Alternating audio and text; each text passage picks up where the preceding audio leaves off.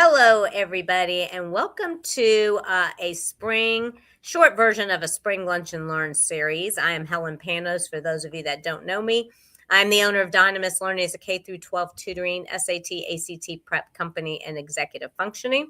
And this series is actually about executive functioning. And today I have one of my executive function coaches with me. She's fairly new to our team. Welcome, Katina, to our Lunch and Learn series. Yeah, it's nice to be with you today. Thank you. All the way from Greece, too. Really Greece today, but I see it's cold. You said it was cold? Yes, it is cold today. So we're going to talk about tell them a little bit about your background, because I know you have an interesting background, and we're talking about the topic circus therapy today. Yes. So I have a master's in autism and behavioral disorders and have worked in the world of disabilities for over 20 years. And through after my master's program, I actually, one of the things I did during my own program, I'm ADHD myself, is I actually was using hula hooping as a way of regulating during exams and studying and so forth. And it was something that I thought was really great for me. And when I moved back to Atlanta, I discovered circus arts therapy. And that was the beginning of over a decade being a circus therapy provider in Atlanta.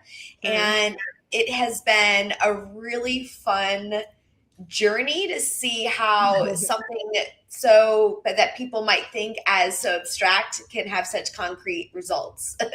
Yeah, that's terrific. I thought that was interesting that you had that background.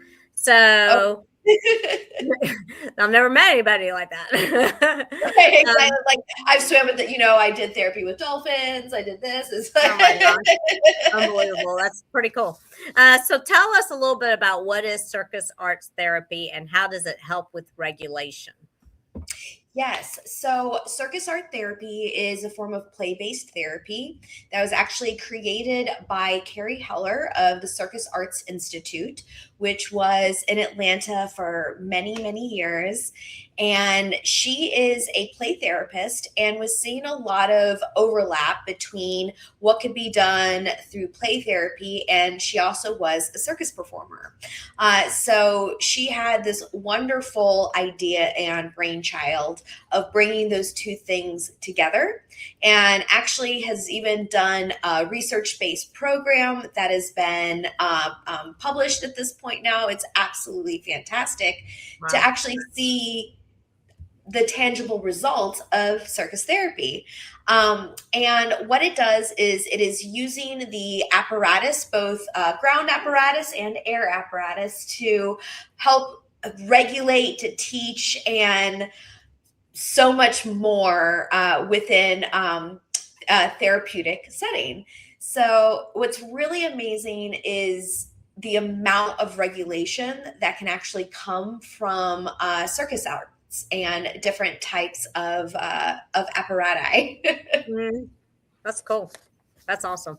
So why do activities like balancing, for instance, or juggling help kids focus? I used to do some juggling way back in the day. Gosh, I think some of these things have gone out the door for some reason.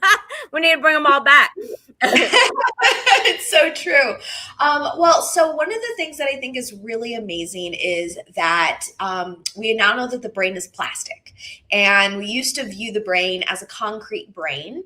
But in the past just few decades, new research has come out to show that the brain is in fact a plastic brain. It can grow and it can change, it can remap. There's an infinite amount of possibilities with the brain.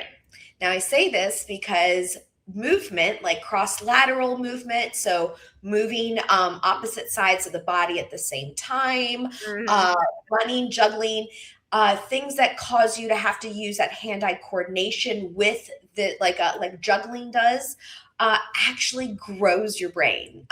Juggling has been shown to grow the gray matter in your brain, which is like all of our little brain cushion that helps give our brain a lot of what it needs to keep going, also helps push off memory loss and strengthen things like executive functioning. And cross-lateral movements have also been shown to light up the connections between our brains. So all of the little neurons in the corpus callosum are just really starting to light up and talk to each other, even to the point of regrowing or growing brand new neural connections.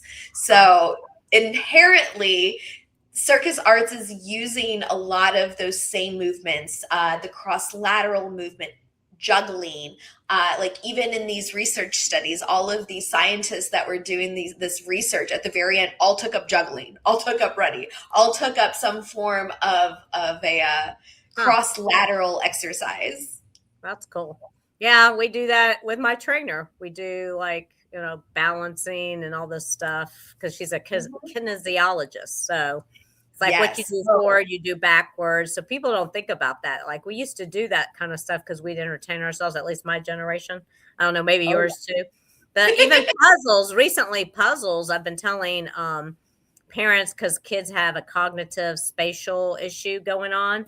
And I have them buying puzzles and having the kids do like those 48 puzzle pieces that are kind of big because I feel like puzzles have gone away too. Charades. How about charades? So many of those things with the fine motor movements, with gross motor movements, we're not seeing kids moving around in the same ways anymore. And this even goes back to the balance that we were speaking of. Something that is very interesting is for a lot of people, we are imbalanced these days. Especially you see a lot of imbalance in neurodivergent children. Low proprioceptive awareness is something that is very common with people with neurodivergence. And so that need for grounding and balance is really high. And what I have found to be really cool is through things like balance boards, standing on equipment, or even just like standing on one foot or the other, but working on balance actually will help improve your memory, the intake of information, and your ability to focus. We had one student. Sorry. We had one of our clients when I was working at the Circus Arts Institute. He had come in, could hardly follow a one-step direction and was really struggling to listen. Everything caught his attention, had a really difficult time. And you would even think in this room that was like full of equipment and different things, that distractibility can be very high. But we would get him on a balance board or on a trapeze. And this kid was able to follow 3-step directions, 5-step directions, like just adding that level of balance was enough to ground the brain down throughout the body and intake that information that it was struggling to intake previously.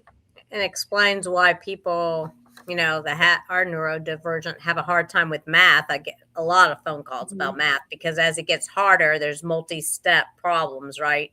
You gotta be able to handle all these steps. And when you were saying that, that's where my mind went about math. So what's one simple activity that families could try at home like today?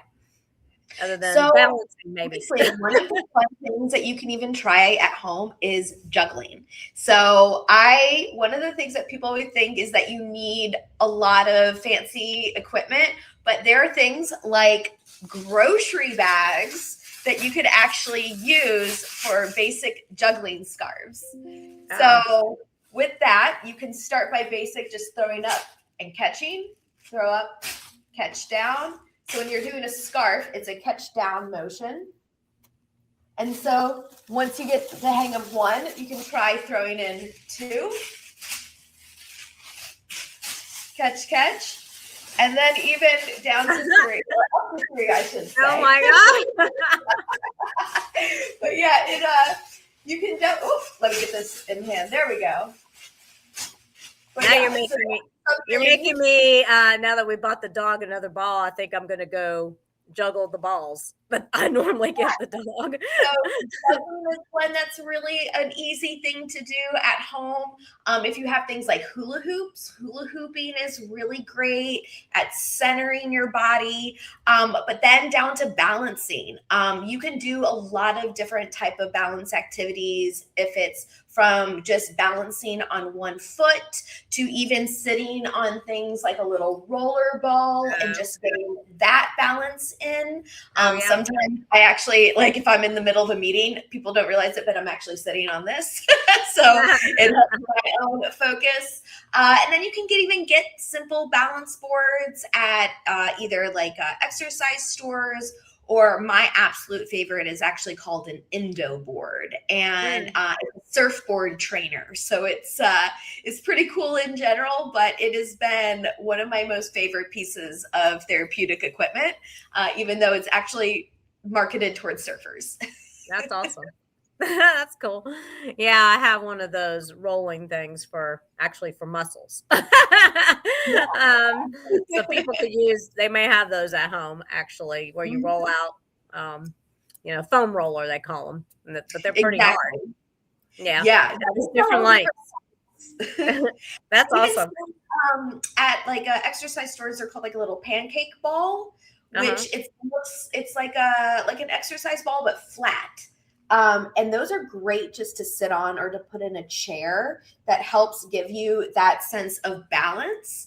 And I always find it interesting because so many people think, oh, if I give that to my kid, they're just going to be bouncing around and moving around. That might happen for the first 5 minutes, but then before you know it, they're just like, and I feel balanced. That's funny. So, folks, if you'd like to have a conversation and get some executive function coaching, we do that. Contact me at info@dynamislearningacademy.com, or the phone number you see on the screen there, 770-282-9931.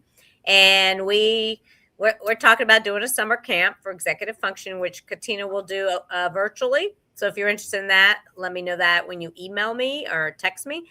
And also we'll be doing an in-person one in the Atlanta area. So stay tuned for information on that. That'll be, it's a good thing. Executive function coaching is not just about having these skills while you're in school. They're really life skills. So I've been getting calls from junior parents that are like, hey, he's going to be going to college soon, and he really needs to be able to do these things on his own. And I'm not seeing the changeover happening yet. So we work with kids, even simply doing something like that, because they are going to be going to college and you're not going to be around mom and dad. So they got to have these skills that they need.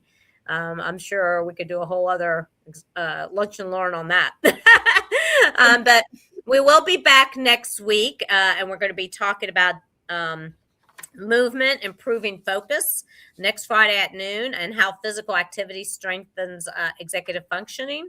So you'll see my flyer out there, and I'll be promoting that soon again. And daily habits on the 2nd or the 3rd of April. Daily habits that strengthen executive functioning. So join us live, or you'll see this in the feed as it runs through. You know how Facebook does that. So definitely join us for any of those things, and happy to speak to you guys on a free consultation about anything you're worried about that you think might be executive functioning skills. All righty. Well, thank you again, Katina, for joining me. It's always nice seeing your smile. And so we will, I see somebody's hitting like up there. It might be your mom watching us. But I hope everybody has a great weekend. It's actually going to get warm here in Atlanta, Georgia. So looking forward to that. So we will see you guys next Friday at noon. Stay tuned for that. And we'll be back. Bye for now. Bye.